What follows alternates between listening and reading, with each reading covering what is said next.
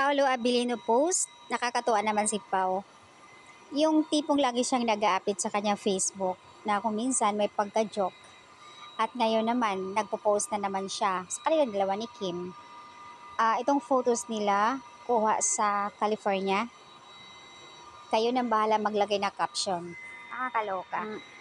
The way siya mag-post, may patutunguhan para sa mga Kim Pao fans.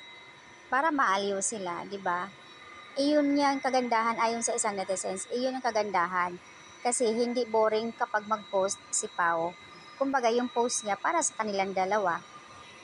Pampakilig. So, yun yung kagandahan. Ilang taon kaming naghihintay para sa inyong dalawa at this time, forever na kayo. So, mahaba yung caption. Kapag tumibok ang puso, walang makakapagpigil. Sana, Paolo, forever na kayo ni Kim Cho. Mr. and Mrs. Avellino, sana may remake ng movie nyo. And, ito na nga ang pinakamagandang caption. Best couples of the year. Full energy and lobat, guwapo mo talaga. Very lovely couple. O diba, napakaganda. So, blessed talaga ang Kim Pao.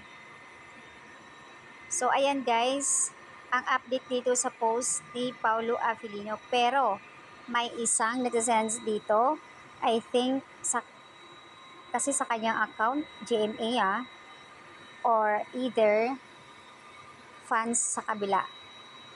Ayun, ayon dito sa kanya, mas maganda pa ang Janin Pao, kaysa sa Kiminyo.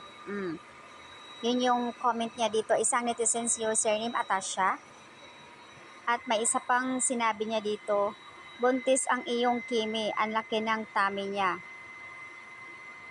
Agad naman sinupalpal ng isang fans ng Kim Pao, if buntis masaya kami para kay Paolo Avellino.